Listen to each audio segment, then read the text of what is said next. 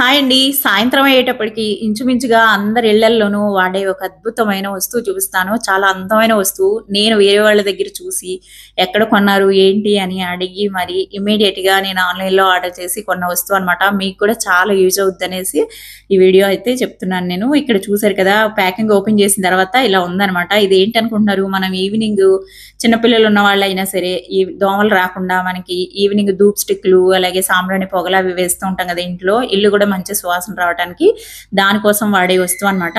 ఇక్కడ ఇది ఓపెన్ చేసిన తర్వాత ఇలా ఉంది. దీనికి ఒక హ్యాండిల్ కూడా వచ్చింది. అది స్క్రూ ఉంది ఆల్రెడీ. దాన్ని ఇలాగ స్క్రూ తిప్పేసుకుంటే సరిపోతది. మనకి ఆ రూమ్‌లోకి, ఈ రూమ్‌లోకి ధూపం వేసినప్పుడు తిప్పడానికి ఈజీగా ఉంటుందనమాట. అలాగే పైన చిన్న ఫ్లవర్స్ లాగా వచ్చాయి కదా హోల్స్.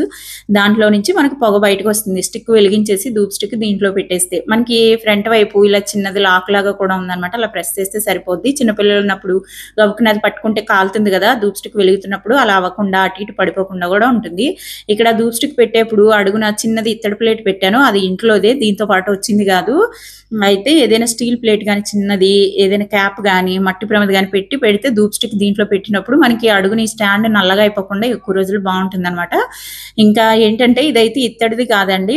గోల్డ్ కలరు పెయింటెడ్ అనమాట. కోటెడ్ అంతే. ఇదేదో మెటల్‌తో చేసింది. కొంచెం వెయిట్ ఉంది. క్వాలిటీ కూడా చాలా సూపర్ ఉంది. ఇది నేను 178 రూపీస్‌కి కొన్నానంటే నమ్ముతారా?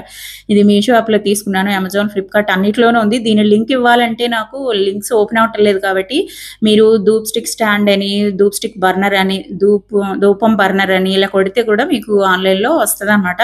చూడండి అమెజాన్‌లో వాటిలో కూడా. మీషోలో అయితే ఈ ప్రైస్‌కొచ్చింది. చాలా బావుంది. చూసారు కదా! ఇక్కడ హోల్స్ లాగా ఫ్లవర్స్ ఉన్నాయి కూడా చూడటానికి చాలా బావుంది. వీడియో నచ్చితే లైక్ చేయండి. సబ్స్క్రైబ్.